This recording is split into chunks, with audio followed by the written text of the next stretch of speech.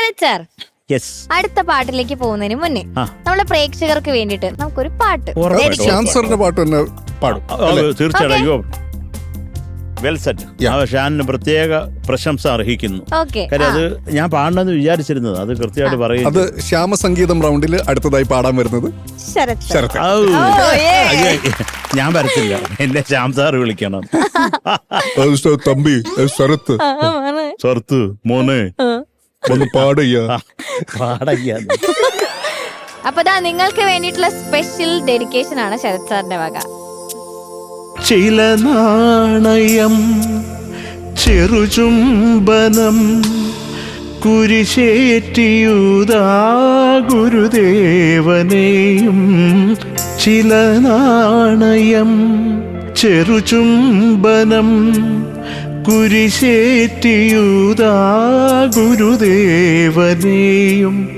ഭൂലോകം പോലും കാലടിയിൽ വച്ചാലും ഒറ്റുകൊടുപ്പിക്കല്ലേ മനമേ.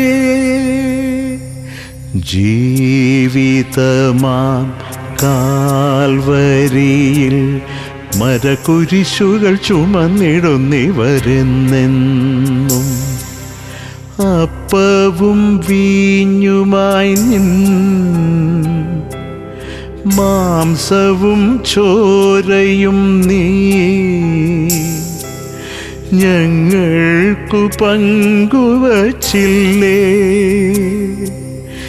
ഇവർ ചെയ്ത പാപങ്ങൾ ഒരു മുൾക്കിരീടമായി ശിരസാവഹിച്ചോരു ദേവാ. ജീവിതമാം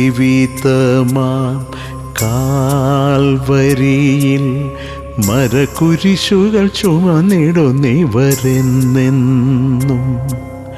മരകുരിശുകൾ ചുമന്നിടുന്നിവരെന്നെന്നും.